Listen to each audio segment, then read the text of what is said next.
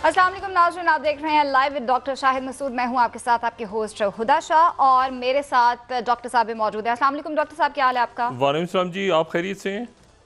अल्लाह का शुक्र। अच्छा डॉक्टर साहब, आज बहुत अहम प्रेस कॉन्फ्रेंस हुई है DGISPR की जानिब से, जिसमें उनका कहना था कि बदकिस्मती से KPK में सोचे समझे मंसूबे के तहत दहशतगर्दों को जगह दी गई। इसके अलावा गज़ा की सूरत हाल हमारे सामने है, जंगबंदी मुआहदे का ऐलान हो चुका है, वहाँ पे सीज़ फायर हो चुका है, जबकि पाकिस्तान और जितने भी इस्लामिक ममालिक हैं उन्होंने इस मुआहदे के ऐलान का खैर मकदम भी किया है। डॉक्टर साहब, सिक्योरिटी फोर्सेस ने कामयाब कार्रवाई भी की है। गुज़िश्ता रोज़ और औरकज़ई हमले में मुलविस 3 ख्वारिजों को हलाक किया है। मेरा सवाल डॉक्टर साहब आपसे ये है कि ट्रंप अमन मुआहिदा, ये सूरत हाल चल रही थी और इसी वजह से सीज़ फायर भी हुआ, हमास भी बैठे, इसराइल भी बैठे, ये मुआहिदा आपको कम्प्लीटली पूरा होता हुआ दिख रहा है आगे? देखिए जी, सबसे पहले तो मैं ये प्रेस कॉन्फ्रेंस के हवाले से बात करूं और बाकी जो आपने बात की, ये जो 3 ख़वारिज या उससे ज़्यादा जो अफ़गानिस्तान में ये हमलों की या स्ट्राइक्स की बात हो रही है, इसका कोई वाज़ेह तौर पे जवाब नहीं आया कि क्या ये अफ़गानिस्तान में हुआ है या नहीं हुआ। बल्कि जो जनरल अहमद शरीफ चौधरी साहब DGISPR हैं, उन्होंने कहा कि जहाँ भी दहशतगर्द होंगे, जब उनसे सवाल हुआ स्पेसिफिक, तो उन्होंने कहा कि जहाँ भी दहशतगर्द होंगे, ऐसे दहशतगर्द जो पाकिस्तान के लिए नुकसानदेह होंगे, तो पाकिस्तान की जो रियासत है वो कार्रवाई करेगी।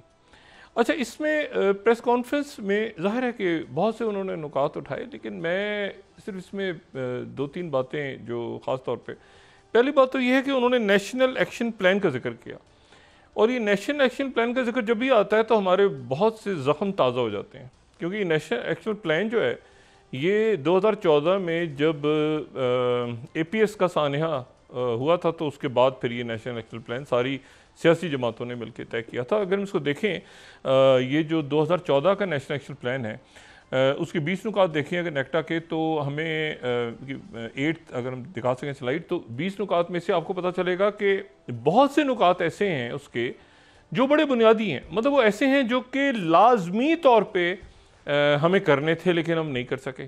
मिसाल के तौर पे उसमें ये है कि जो आज भी जिक्र किया DGISPR ने कि choking financing for terrorist and terrorist organisations, तो वो स्मगलिंग और ये सारे मामलात ये अपनी जगह हैं। फिर अगर इसमें देखें तो इसमें जुडिशल रिफॉर्म्स का भी जिक्र है। इसमें ये कि उनको ग्लोरीफाई नहीं किया जाएगा, ये तो बिल्कुल ठीक है, और मैं नहीं समझता कि पाकिस्तान में कोई भी ऐसा शख्स है जो कि टेररिस्ट या टेररिस्ट ऑर्गेनाइजेशंस को वो ग्लोरीफाई कर सकता है। Terrorist is terrorist. अच्छा, फिर उसके बाद ये है कि इसमें बहुत कुछ, ठीक है ना, काउंटर टेररिज्म फोर्स बनाने की बात हुई थी, वो CDD तो अभी काम कर रही है यकीनन, लेकिन उस तरह से शायद वो, और फिर पुलिसिंग का जो काम है उसका भी उन्होंने जिक्र किया। तो बहुत सारे मामलात बदकिस्मती से होता इसमें क्या है, अगर ये सारे नुकात देखें, और फिर एक रिवाइज्ड नेशनल एक्शन प्लान भी आया था 2021 में, उसको हम देख लें, अगर उसमें कम नुकात थे, तो होता यह है कि ये सारा का सारा मामला जो है हमेशा ये कहीं पर मफाहमत का शिकार हम हो जाते हैं बतौर रियासत। यानी बतौर रियासत के यार अभी ऐसे नहीं, इसको ऐसे कर लेते हैं, फिर थोड़ा सा ताख़ीर कर लेते हैं, फिर आगे देखते हैं पीछे, और उसके नतीजे में देखें पाकिस्तान की जो मजमूई, अगर हम देखें ना, कहीं पर भी आप चले जाएं, किसी भी शहर में, किसी भी गांव में, किसी भी देहात में, पाकिस्तान की एक बड़ी, एक लिबरल सी, एक खुली हुई सोसाइटी है पाकिस्तान की। पाकिस्तान में ये इंतहा पसंदी और दहशत गर्दी और इस तरह की सोच का वजूद ही नहीं है। लोग खुले लुटे बैठे हुए हैं अपनी महफिलों में, अपनी पंचायतें भी करते हैं अपने अंदाज में, वो जिस तरह से जहाँ तक मज़हब को ताल्लुक़ है, मजहबी भी हैं, वो सब कुछ एक्सट्रीमिस्ट नहीं है हमारे लोग पाकिस्तान के। तो पहली बात तो ये है कि ये जो जितने भी ग्रुप्स हैं, मैं चूँकि पिछले कई सालों से, मतलब एक डिकेड से बल्कि इनको फॉलो कर रहा हूँ बड़ा क्लोजली, ये जराइम पेशा लोग हैं, ये जराइम पेशा लोग हैं। ये भी कहना गलत है कि ये ज़हनी तौर पे जो है इनको कोई गलत इस्लाम, इनको इस्लाम से इनका कोई ताल्लुक ही नहीं है। ये जो लोग हैं, अगर आप इनके यानी एक ज़माने में तो शायद ये होता हो कि भाई ये इनको एक्सट्रीमिज़म पढ़ाया जाता रहा हो किसी दौर में, और यकीनन ऐसा हुआ है माजी में, लेकिन उसके बाद पिछली कई दहाइयों से जो मदारिस हैं उनमें भी काफ़ी रिफॉर्म्स हो चुके हैं और दहशतगर्दी के ख़िलाफ़ पाकिस्तान एक मुकम्मल जंग जीत चुका है। ये ज़हन में रखें, पाकिस्तान एक जंग जीत चुका है और पूरी दुनिया में उसको माना गया है कि पाकिस्तान ने दहशतगर्दी के ख़िलाफ़ जंग जो है वो जीत ली है।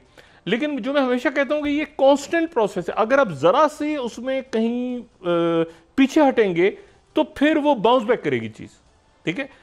अच्छा, यानी हमें प्रॉपर दुनिया ने रिकग्नाइज किया था कि पाकिस्तान एक दहशतगर्दी के ख़िलाफ़ जो है वो जंग जीत गया है और यानी इतने सख्त कवानीन थे, अगर आप इसमें देखें नेक्टक में तो उसमें यह कि सज़ाए मौत और बिल्कुल hardcore black jack terrorist के साथ क्या किया जाएगा, इसमें फाइनेंशियल इकोनॉमिक टेररिज्म का जिक्र भी है, उनके जो है वो सहूलतकारों को आगे पीछे स्मगलिंग कैसे करते हैं, असला कहाँ से आता है, जो सारा मुकम्मल अगर आप देखें तो इसमें भी, और फिर 2021 वाले में भी आपको सारी चीज़ें नज़र आती हैं। लेकिन जो DGISPR जो हैं उनकी प्रेस कॉन्फ्रेंस में एक तो यह है कि उन्होंने बिल्कुल दुरुस्त बात की, दूसरा यह है कि ये जब अक्रॉस द बॉडी होता है कि जब यानी मैं इसमें किसी एक पार्टी को या वो इस तरह ये अनासर मुख्तलिफ जगहों पे सपोर्ट कर रहे होते हैं मुख्तलिफ ग्रुप्स को, ठीक है ना। वो ग्रुप इस पार्टी से उस पार्टी में चला जाता है, वो इधर से इधर चला जाता है, फिर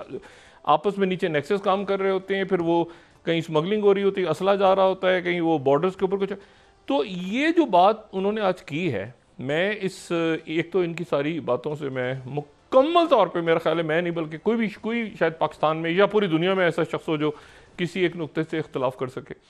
दूसरी बात ये भी एक इम्पॉर्टेंट है इसमें कि देखें मुज़ाकरात तो कहीं ना कहीं होते हैं, ये जो आज की प्रेस कॉन्फ्रेंस है वो उसमें भी उन्होंने अफ़गानिस्तान का उन्होंने कहा ना कि हमारी उनके साथ ट्रेड भी हो रही है, बातचीत भी हो रही है, सब कुछ हो रहा है, मतलब है कि लेकिन ये कि उनकी सरजमीन से जो है ये कार्रवाइयाँ भी हो रही हैं और हम सिर्फ इतना उनसे कह रहे हैं, ये बहुत बड़ी अहम थी।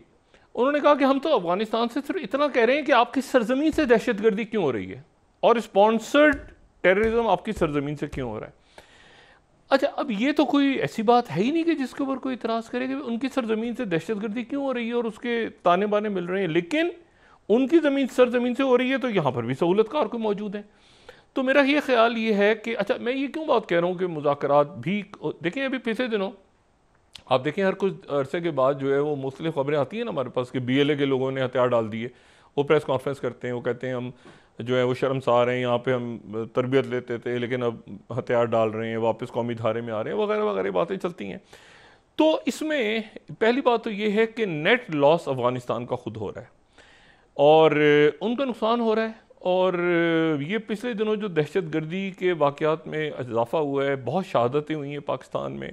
पाकिस्तान ने यकीनन मुज़ाकरात पहले भी किए होंगे, अब भी किसी ना किसी स्टेज पे, लेकिन वो इनफ इज़ इनफ वाली बात होती है ना, ये काफ़ी हो गया। मतलब जनाजे उठा के लोग थक गए हैं, ज़ख्मी शहीद हुए हैं इतने, हमारे सिविलियंस, हमारे फ़ौज के लोग और आला अफसरान की शहादतें। तो मेरा ख्याल है कि आज एक बड़ा स्ट्रेट मैसेज गया है, लेकिन इसमें दो बातें और बड़ी इंपॉर्टेंट है। एक तो यह है कि अफगान हुकूमत की तरफ से कोई बयान नहीं आया, कोई बयान आया ही नहीं उनकी तरफ से कि क्या उनकी सरजमीन पे पाकिस्तान ने कोई हमला किया या नहीं किया। यानी जो भी ये बात चल रही है ना कि अफगानिस्तान में कोई धमाके हुए हैं, क्या हुआ है इसके ऊपर। और एक बड़ी दिलचस्प बात यह है, इसमें इंपॉर्टेंट बात यह है कि ये जो वाक़यात सारे हुए तो इस दौरान जो अफगानिस्तान के वज़ीर ख़ारजा भारत का दौरा कर रहे हैं, अमीर मुत्तकी साहब जो हैं वो भारत का दौरा कर रहे हैं और भारत में उनकी इस सारे ये जो रात की खबर है कि धमाके हुए काबुल में और ये सारा हुआ, तो उनकी जो मुलाकात है वो आज जयशंकर जी से हुई जो कि भारत के वज़ीर ख़ारजा हैं।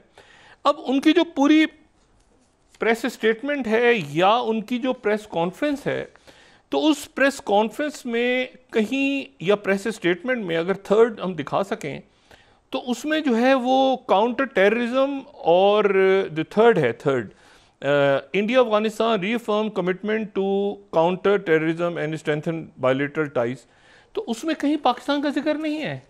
अच्छा, एक बात तो ये कि दूसरे वो परचम ही नहीं है दोनों मुल्कों के, जो मैंने कल भी जिक्र किया था कि तनाज़ा चल रहा है कि अफगानिस्तान का नया परचम लगेगा तालिबान दौर का या पुराना लगेगा, तो तय ये हुआ कि दोनों मुल्कों के परचम ही नहीं होंगे, पीछे तो ना इंडिया का लगा हुआ है ना अफगानिस्तान का लगा हुआ है।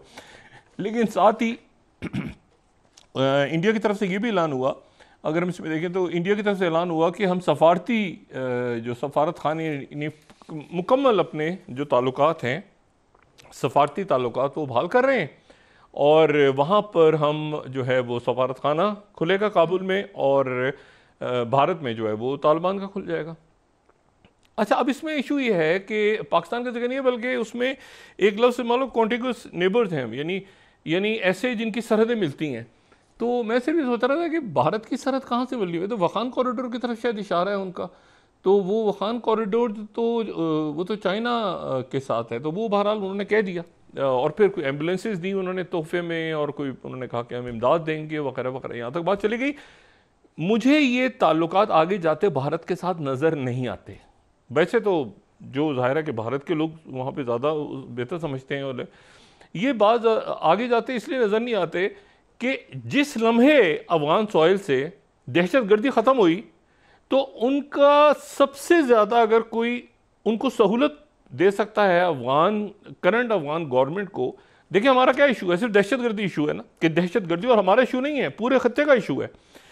अब यह है कि जिस दिन ये मामला तय हो गए कि उनकी सॉइल से दहशत, क्योंकि उनकी तरफ से कोई आज स्टेटमेंट ही नहीं आई सारा दिन कि पाकिस्तान ने अटैक किया है नहीं किया है, उनकी क्या हुआ है, उनकी कोई स्टेटमेंट, कोई कंडेमनेशन, कुछ भी नहीं हुआ, कई खामोशी। बल्कि वहाँ पर जब ये प्रेस कॉन्फ्रेंस हुई तो उससे पहले ये वाक़यात रात को पेश आ चुके थे, तो उन्होंने वहाँ पे इंडिया की सरजमीन पे भी कोई पाकिस्तान के बारे में, पाकिस्तान का नाम ही नहीं है, पाकिस्तान का नाम इस प्रेस स्टेटमेंट में है ही नहीं।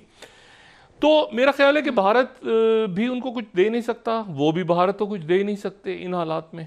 तो बाकी मुल्कों के आपस के सफारती ताल्लुकात जो हैं वो होने चाहिए, लेकिन यह है कि हमारा इस वक्त इशू जो है वो सिर्फ एक है, जो कि DGISPR की प्रेस कॉन्फ्रेंस से बिल्कुल वाज़े हुआ कि दहशतगर्दी अफ़गानिस्तान की सॉइल से और उसकी सहूलतकारी पाकिस्तान से हो रही है। और जाहिर है कि यहाँ से होगी सहूलतकारी तो वो आके वहाँ से दहशतगर्दी करेंगे ना, वो कोई ड्रोन अटैक तो नहीं कर रहे पाकिस्तान पे। तो इसको एक दफ़ा जड़ से ये पूरे नेशनल एक्शन प्लान को देख लें, और उसमें आपको सारा हल मिल जाएगा। रिवाइज को देख लें, ओरिजिनल को देख लें, और इस पर ज़ीरो टॉलरेंस के साथ इस पर अमल करें, तो आप देखेंगे किस तरह से दहशतगर्दी ख़त्म होती है। तो ये सारी बात हो गई। दूसरी बात जो आपने की है गज़ा के हवाले से, मैं उस पर आता हूँ। आज दिन के 12 बजे, यानी इसराइल के टाइम के मुताबिक दिन के 12 बजे वहाँ पे जंग बंदी का फ़ौज ने ऐलान कर दिया, इसराइल की फ़ौज ने, कि हम जंग बंदी कर रहे हैं, और हमारी जो फ़ौजें हैं वो विड्रॉ हो रही हैं गज़ा की पट्टी से, और वो येलो लाइन तक हम पीछे जा रहे हैं, जो कि नक्शे पर जो सेकंड मैप था प्रेसिडेंट ट्रंप का, उसकी जो येलो लाइन है उस तक हम पीछे जा रहे हैं। और फिर वो पीछे चले गए। अच्छा, वो पीछे चले गए, और उनके पीछे जाने की जो तस्दीक है कि उनकी जो वापसी है वो कंप्लीट हो चुकी है, वो स्टीव विटकॉफ ने, अगर फर्स्ट हम देखें तो स्टीव विटकॉफ जो हैं उन्होंने ये ट्वीट किया कि CENTCOM has confirmed, first CENTCOM has confirmed that the Israeli Defense Forces completed the first phase of withdrawal to the yellow line at 12 p.m. local time. The 72 hours period to release the hostages has begun. अच्छा, यानी सुबह यानी दिन के 12 बजे Israel के वक्त के मुताबिक जो है वो वहाँ से फ़ौजें जो हैं वो उन्होंने अपना विड्रॉल कंप्लीट कर लिया। अच्छा, विड्रॉल क्या है? विड्रॉल ये है कि वो गज़ा के अंदर ही मौजूद हैं, लेकिन वो एक आगे से वो एक येलो लाइन तक आ गए हैं। इस मैप को अगर हम थोड़ा सा बड़ा करके देखें तो इस मैप में येलो तक आ गए हैं। अच्छा, ये बड़ा मुतनाज़ है, नहीं वो है गज़ा में ही, लेकिन वो बिल्कुल जो समंदर तक, मेडिटेरियन तक गई हुई थी फौजें, वो पीछे हट के येलो लाइन तक आ गई हैं। अच्छा, गज़ा का और 58% अभी भी गज़ा जो है, ये ज़हन में रखें कि उनके पास है, ये इसराइल के पास 58% है। अगर वो इस मैप में हम देखें वो जहाँ तक हटी हैं, तो इसका मतलब ये है कि गज़ा के 58% एरिया में इसराइल मौजूद है, और जो फ़लस्तीनियों की जो कोई 20 लाख फ़लस्तीनी, 18 लाख जो ज़िंदा बचे हैं, वो बिल्कुल एक छोटी सी पट्टी के अंदर वो कैद हैं इस वक्त, क्योंकि यहाँ इस तरफ येलो जो साइड है वहाँ पर इसराइल ने कहा है कि आप इधर मत आओ, उधर ही रहो। अब वो और छोटी हो गई है गज़ा की पट्टी, और आप नीचे देखें तो बहुत बड़ा खान यूनस का इलाका, फिलाडेल्फी कॉरिडोर, और ऊपर उनका बैतुल-याम है, और बाकी सारे इलाके जो हैं, तो वहाँ पर जो है वो बैत हारून, वहाँ पर तो सारे जो हैं वो इस वक्त इसराइल के पास हैं वो सारे इलाके। तो वो विड्रॉ करके बहरहाल इस येलो एरिया तक आ गए और पीछे का इलाका उन्होंने छोड़ दिया। तो इसका मतलब है कि जो राशिद स्ट्रीट है वहाँ से और अब्दुल अजीज़ स्ट्रीट से लोग जनूब से शुमाल जा सकते हैं बस, यानी वो दरमियान में जो एक उन्होंने नेज़म कॉरिडोर के ज़रिए शुमाल और जनूब के गज़ा को दो हिस्सों में तोड़ दिया था कि जो जनूब में है वो गज़ा नहीं, शुमाल में नहीं जा सकते, तो वहाँ से फ़ौज हट के पीछे आ गई है। तो ये हुआ है। अब 72 घंटे का काउंटडाउन शुरू हो गया है, और 72 घंटे का काउंटडाउन शुरू हो गया है दोपहर 12 बजे से। इन 72 घंटों के अंदर जो है वो हमास ने जो 48 यरगमाली हैं, जिनमें से 20 जिंदा हैं और 28 की गालिबन बाकियात हैं, लेकिन इसराइल ये कहता है कि, अमेरिका कहता है 28 की बाकियात हैं, इसराइल कहता है कि 26 की बाकियात हैं। बदकिस्मती यरगमालियों में वो डेड बॉडीज़ को भी काउंट करते हैं, तो हैं 20 जिंदा और 48 में 28 जो हैं वो डेड बॉडीज़ हैं। इसी तरह से जो हमास है उनकी जानिब से जो मुतालबा हो रहा है कि कैदी रिहा किए जाएं, तो उसमें याह्या सिनवर और उनके भाई मोहम्मद सिनवर की डेड बॉडीज़ भी हैं। अच्छा, लेकिन अब होगा क्या कि ये 72 घंटे का ये एक क्लॉक चल पड़ी। 72 घंटों में हमास ने वो कैदी सारे वापस करने, यानी जो यरगमाली हैं वापस करने और डेड बॉडीज़ वापस करनी है। और इसी दौरान जो है वो प्रेसिडेंट ट्रंप जो हैं वो अब या तो इतवार को, सिक्योरिटी की वजह से दो इसमें बातें चल रही हैं, या तो वो इतवार को या पीर को वो चंद घंटों के लिए पहुंचेंगे इसराइल, और इसराइल पहुंचेंगे और वहां पर आने के बाद वो इसराइल में तल अवीव में वो जो उनकी पार्लियामेंट है उससे खिताब करके शायद वो यरगमालियों का जो कैंप लगे हुए हैं वहाँ पे और फैमिलीज़ हैं उनसे ना मिल सकें। चौथे अमरीकी सदर होंगे जो इसराइल की पार्लियामेंट से खिताब करेंगे। और क्या वो इजिप्ट जाएंगे या नहीं, क्योंकि असल दावत उनको जो है वो प्रेसिडेंट सीसी ने दी थी इजिप्ट के, तो क्या वो वहाँ जाएंगे या नहीं, क्योंकि उन्होंने ये कल कहा जब वो गुफ्तगू कर रहे थे प्रेस से, तो उन्होंने ये कहा कि मैं वहाँ जाकर वो जो साइन होने वाली तकरीब है उसमें शायद मैं शरीक हो जाऊँ। लेकिन वो क्या उस तकरीब में शरीक होते हैं या नहीं होते, ये बात अभी वाज़े नहीं। अच्छा, इसी तरह और इसी दौरान एक और ऐसा वाक़या हुआ है जो कि प्रेसिडेंट ट्रंप को बिल्कुल पसंद नहीं आया इस वक्त, और वो ये है कि वेनेजुएला की जो मारिया कोरिना मैकाडो हैं ख़ातून, उनको वेनेजुएला की जो अपोजिशन लीडर हैं जो कि बड़ी ह्यूमन राइट्स की बात करती हैं, सदारती उन्होंने इलेक्शन भी लड़ा निकोलस मेडोरो के अगेंस्ट, और वो 58 ईयर्स की हैं, और वो उनको अमन का नोबेल इनाम मिल गया। ये वो अमन का नोबेल इनाम है जिसके लिए प्रेसिडेंट ट्रंप कोशिश कर रहे थे कि मैंने जंगें रुकवा दी है, मुझे दिया जाए। अच्छा, मिला है वेनेजुएला की अपोजिशन लीडर को। अच्छा, प्रेसिडेंट ट्रंप इस पर नाराज़ हैं, वो कहते हैं कि ये तो एक सियासी फैसला है और ये इन्होंने ठीक फैसला नहीं किया, ये तो सियासी फैसला किया इन्होंने, ये जो नोबेल। लेकिन यहाँ इशू ये है कि प्रेसिडेंट ट्रंप इस साल 9 जनवरी को एक अदद सोशल ट्रुथ पे मैसेज डाल चुके हैं इन खातून की फेवर में, और वो मैसेज ये था कि वेनेजुएला की जो डेमोक्रेसी की एक्टिविस्ट हैं मारिया कोरिना मैकाडो और साथ उनके जो प्रेसिडेंट इलेक्ट हैं गोंजालेस, वो peacefully expressing the voices and will of the Venezuelan people with hundreds of thousands of people demonstrating against the regime. The great Venezuelan American community in the United States overwhelmingly support a free Venezuela and strongly supported me. These freedom fighters, अब ये freedom fighters कह रहे हैं इन खातून को, freedom fighters should not be harmed and must stay safe and alive. अब मसला ये है कि ये तो एक ऐसा अजीब सा सिलसिला हो गया कि प्रेसिडेंट ट्रंप ने खुद ही जिसकी तारीफ की उसको वहां से नोबेल इनाम की जो कमेटी थी उन्होंने इसको उठा लिया, वो कहते हैं कि जी हमने जब प्रेसिडेंट ट्रंप का सोशल ट्रुथ मैसेज देखा तो हमने कहा कि अरे ये खातून तो हमारे जो है वो गौर हम कर नहीं रहे, तो हमने शामिल कर लिया प्रेसिडेंट ट्रंप का मैसेज देख के और इनको दे दिया आज। अब आप देखें ये क्या तमाशा। अब प्रेसिडेंट ट्रंप जो है वो कह रहे हैं कि एक मिनट, इसने किया क्या है? किया तो मैंने, जंगें तो मैंने रुकवाई हैं। वो ये कह रहे हैं कि भाई आपके सोशल ट्रुथ के मैसेज से ही तो ये हमें पता चला था ये खातून इतनी इंपॉर्टेंट है। एनीवे, अब इशू ये सारा ये है कि ये एक अजीब सा वहाँ पे जो है वो एक गुफ अप हो गया है मामला प्रेसिडेंट ट्रंप के लिए। प्रेसिडेंट ट्रंप जो है वो अब जो चीज़ें अभी तक कंफ्यूजिंग हैं वो ये हैं कि एक तो ये तय नहीं हुआ कि पहला मरहला जो है उसमें ये यहाँ से यरगमाली रिहा कर देंगे तो वहाँ से कैदी कौन से रिहा होंगे। एक तो बात यह है कि गज़ा से विड्रॉल तो नहीं हो रहा, गज़ा में तो फ़ौज मौजूद है, तो अगली टाइमलाइन क्या है वो वाज़ेह नहीं हुआ। प्रेसिडेंट ट्रंप ने भी कहा कि इसके बाद के मामलात बाद में तय होंगे।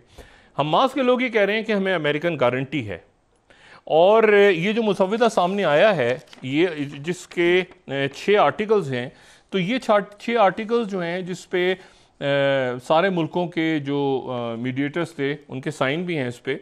ये थर्ड अगर हम दिखा सकें, ये बहुत ज़्यादा क्लियर नहीं है लेकिन बहरहाल ये मुसव्वदा है जिसके ऊपर सारे लोगों ने साइन किए हैं।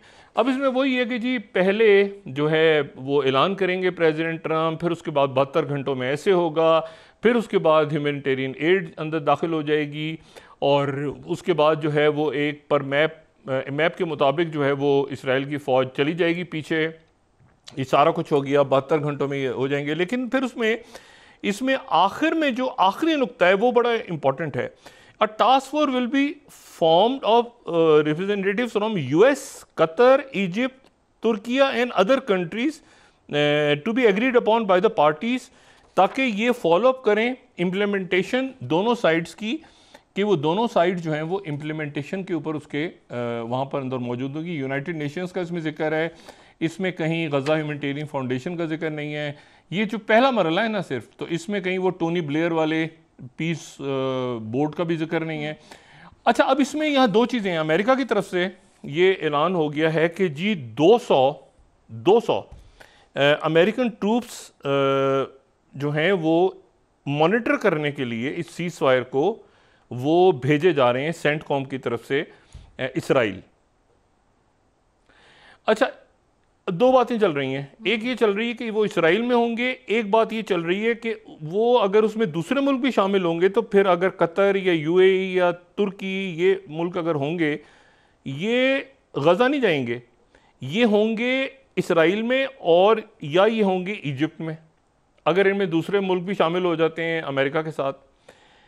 अच्छा, और अगर ये इसमें दूसरे मुल्क शामिल नहीं होते तो फिर ये इसराइल में होंगे, क्योंकि इसराइल को बड़ा इतराज़ है कि तुर्किया की फ़ौज, और इन मुल्कों को भी इतराज़ है कि हम वहाँ कैसे जाएं भाई इन हालात में, क्या और हम वहाँ जाके मॉनिटर क्यों करें।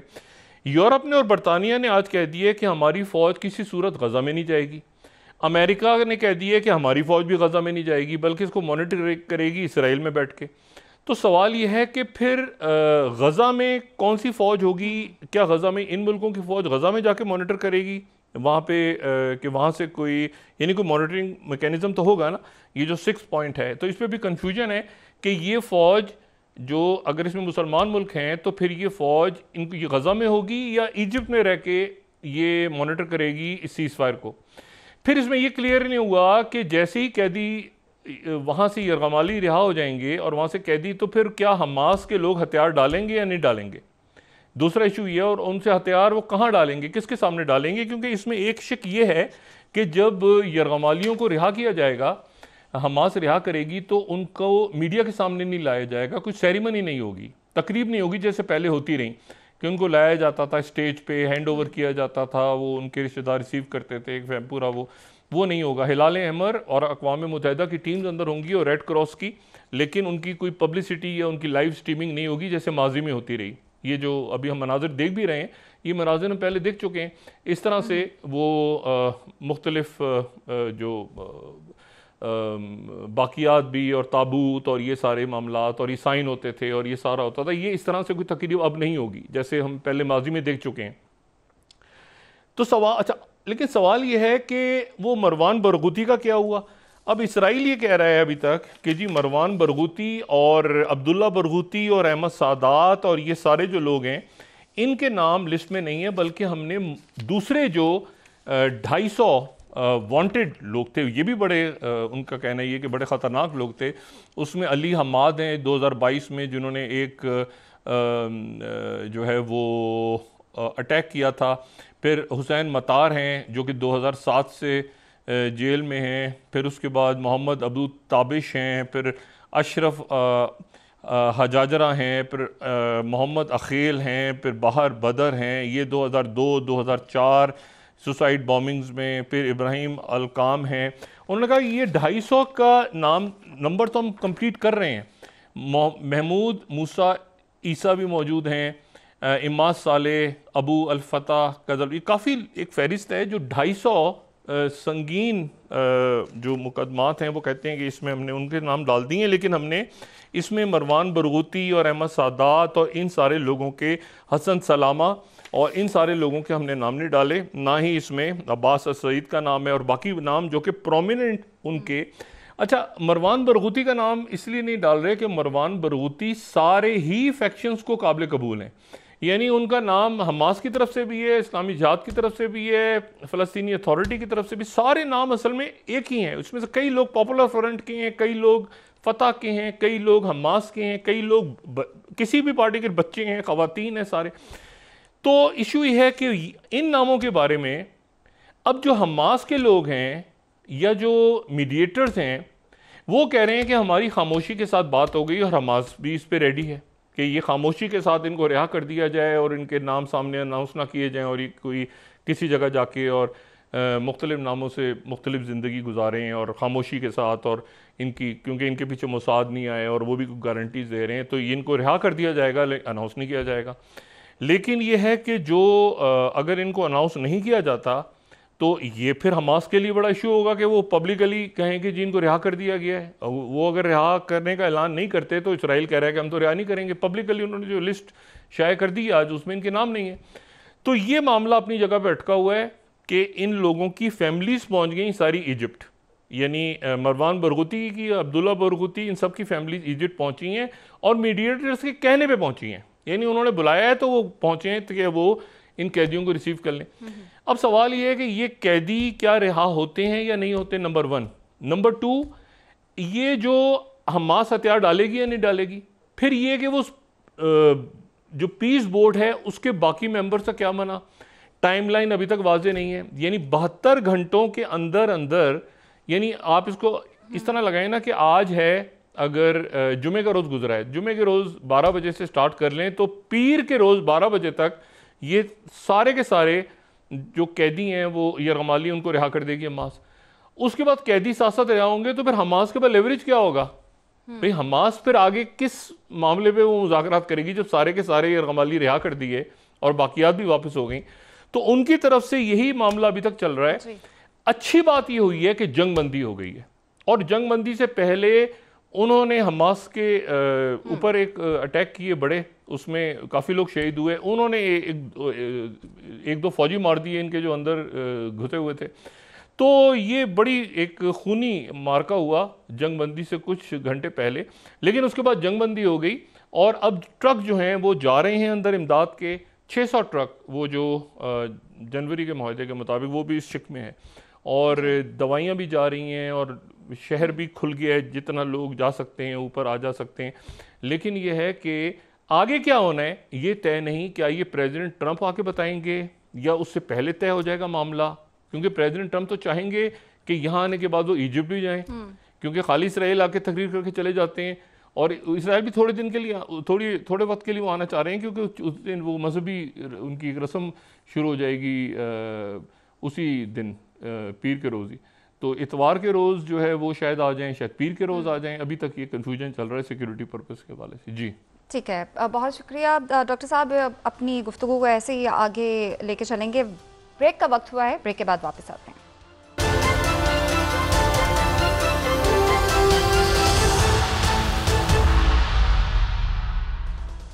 नाज़रीन वेलकम बैक। वज़ीर ख़ज़ाना की जानिब से कहा गया है कि IMF के साथ मुज़ाकरात काफ़ी मुस्बत रहे हैं और कोई बड़ी रुकावट नज़र नहीं आ रही है। इसके साथ साथ वज़ीर दिफ़ा की जानिब से एक अहम पैगाम सामने आया। उनका कहना था कि तालिबान को पाकिस्तान लाने वाली PTI दहशतगर्दों से मुज़ाकरात करने का कह रही है और शाहिद खाकान अब्बासी का बयान भी इस हवाले से आया कि जहाँ कानून की हुक्मरानी ना हो वहाँ पे सियासी इस्तेहकाम नहीं आ सकता है। डॉक्टर साहब, बैनुल-अक़वामी सतह पर तो हमने देखा पाकिस्तान का एतमाद बहुत बढ़ गया है इस साल। ये जो अंदरूनी मामलात हैं सियासी लिहाज से, मुआशी लिहाज से, इनको हुकूमत कैसे कंट्रोल कर सकती है?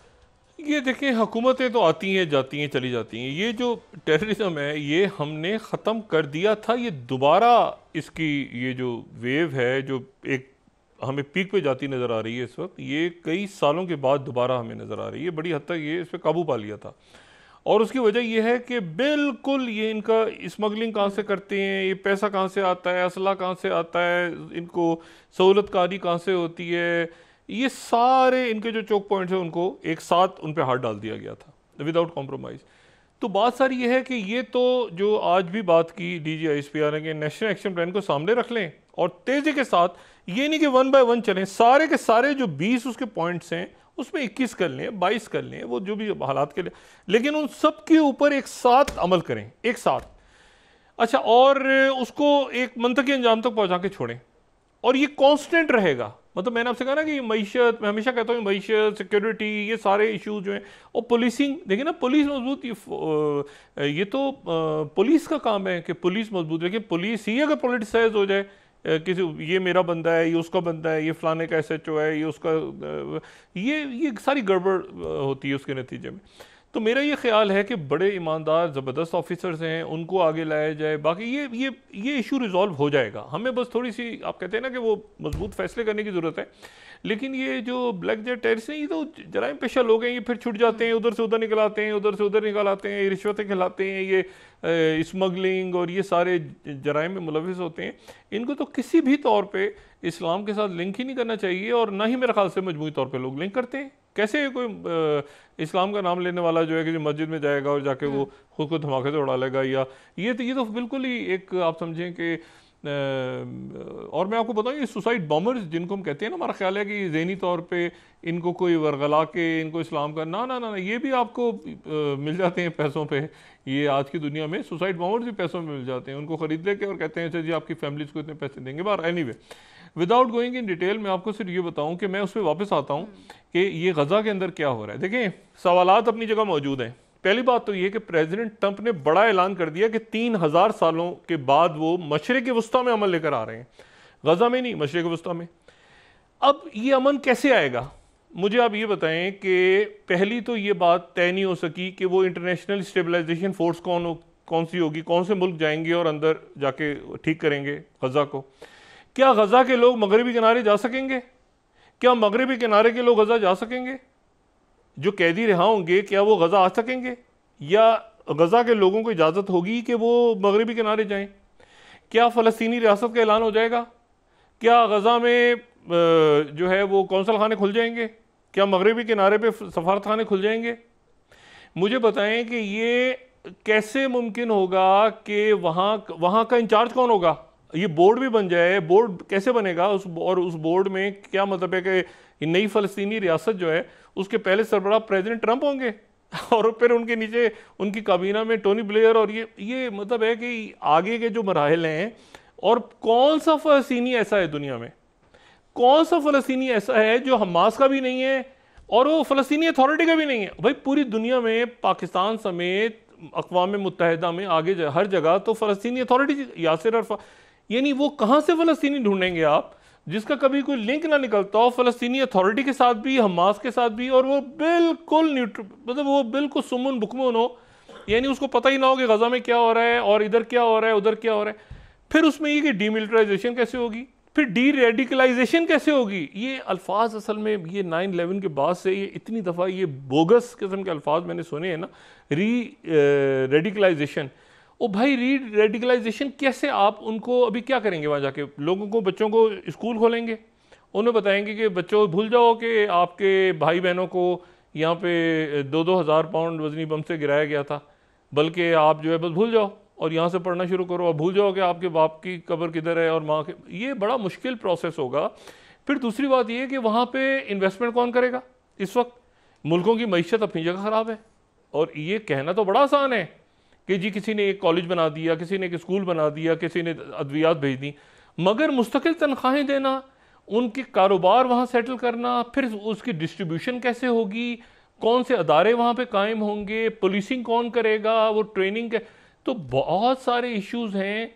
और ये इशू चूंकि अभी तो सिर्फ एक अच्छी बात है ना कि देयर इज नो वॉर, लेकिन there is no peace as well, मतलब दोनों कहीं दरमियान में अटकी हुई है ना। इस वक्त अगले 2-4 दिनों में क्लियर होगा।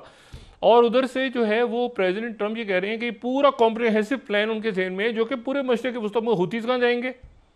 और मुझे आप ये बताएं कि इसमें यानी ये सेटअप, इस सेटअप का ढांचा कैसे होगा कि एक बोर्ड बनेगा, उस बोर्ड पे ट्रंप होंगे, तो तारीख में क्या याद रखा जाएगा कि फ़लस्तीनी रियासत के पहले जो हुक्मरान थे वो प्रेसिडेंट ट्रंप थे, उनका एक काबीना का बोर्ड था, उसके नीचे फ़लस्तीनी थे। ये सारी गड़बड़ है अभी तक। अब प्रेसिडेंट ट्रंप ने ऐलान तो कर दिया और वो आ भी रहे हैं और जंगबंदी हो भी गई। वाहिद आदमी जो दुनिया में ये सारा काम कर सकते हैं, जो अमन ला सकते हैं, वो प्रेसिडेंट ट्रंप हैं। और मैं ये बिल्कुल ही समझता हूँ कि वो चाहते हैं कि जंगें ख़त्म हो जाएं, लेकिन जंगें ख़त्म नहीं हो पा रही। ये कैसे, इसको मुझे बताएं ना, कैसे आगे ढांचा। अभी तो बड़ा अच्छा लग रहा है कि वो मुल्क भी साथ है, ये मुल्क भी साथ है, ये मुल्क भी साथ है। जब डोनेशंस की बात आएगी, जब आएगी कि पैसा निकाल के इन्वेस्टमेंट करो, तो वो तो सारे कहेंगे एक मिनट, अच्छा हम इन्वेस्टमेंट करते हैं, मगर ये कि हमारा क्या फ़ायदा होगा? अगर हम यहाँ होटल खोलते हैं तो होटल के मालिक हम होंगे, फ़लस्तीनी को दे देंगे हम, मतलब क्या करेंगे? तो ये इतना आसान नहीं है। बयानात की हद तक तो बहुत दुरुस्त है। देखिए ना, यूरोप ने आज कह दिया कि बरतानिया और यूरोपीय ममालिक की फ़ौजें यहाँ पे नहीं होंगी। उन्होंने कहा ना हम गज़ा जाएंगे, ना हम इसराइल में होंगे। उन्होंने अपनी फ़ौजें पीछे रख ली। वो शायद थोड़ा सा अपना स्टांस नरम करें इसराइल के हवाले से। अभी तो उन्होंने ताल्लुकात वगैरह तोड़े हुए हैं फ़लस्तीनी, लेकिन वो अपनी जगह स्टांस किए हुए हैं। वो जो आज इजलास भी हुआ है फ्रांस में, तो अगले 24, 48, 72 घंटों में ये तय होगा कि इसकी सूरत गरी क्या है। और अगर ये कैदी ही नहीं रिहा हो रहे, तो फिर तो हमास ने कह दिया कि हमें तो गारंटी दी है। वो कल मौजूद भी थे जब इजलास हुआ है उनकी सिक्योरिटी काबीना का और बाकी जो वफाकी काबीना का जो इसराइल की, तो नेतन्याहू के साथ वो मौजूद थे, स्टीव वित्कोव भी और जैरेड कुशनर भी। तो नेतन्याहू ने उनकी तारीफ़ें भी की। तो ये मामला अभी अपनी जगह पे रुके हुए हैं। और प्रेसिडेंट ट्रंप की अब जो उनका सारा जहन है वो है कि शी जिनपिंग से उनकी मुलाकात हो जाए इस महीने के आखिर में। आसियान समिट भी अभी तक कंफर्म नहीं हो पा रहा कि वो जाएंगे या नहीं जाएंगे।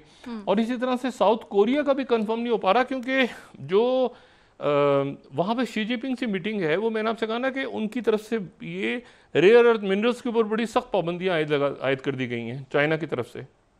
और जवाब में आज अमेरिका ने ये कहा है कि जो चाइना से फ़्लाइट्स आ रही हैं, अब ये बड़ी इंटरेस्टिंग बात है, अमेरिका की तरफ से कहा गया है कि चाइना से जो फ़्लाइट्स अमेरिका आ रही हैं वो रशिया की एयर स्पेस क्रॉस ना करें।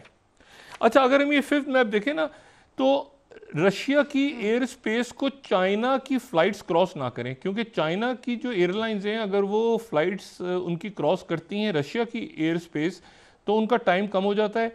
लेकिन जो अमेरिका की एयरलाइंस हैं उनको तो रशिया उन पर पाबंदी लगा चुका है कि वो बिल्कुल घूमते घामते जाती हैं और रशिया की एयर स्पेस क्रॉस नहीं करती हैं। और वो बीजिंग से LA, अब ये एक मैप है, तो वो अब आज अमेरिका ने कहा है कि जी चाइना की एयरलाइंस भी क्रॉस नहीं करेंगी।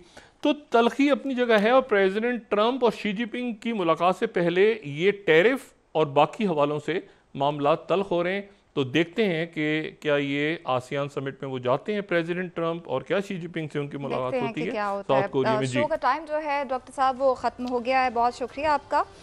आज के शो से इतना ही। दोबारा से मुलाकात होगी आपसे। अल्लाह हाफिज़। अपने दोस्तों रिश्तेदारों गिरदोनवाह के लोगों का सब ख्याल रखिएगा। अल्लाह हाफिज़।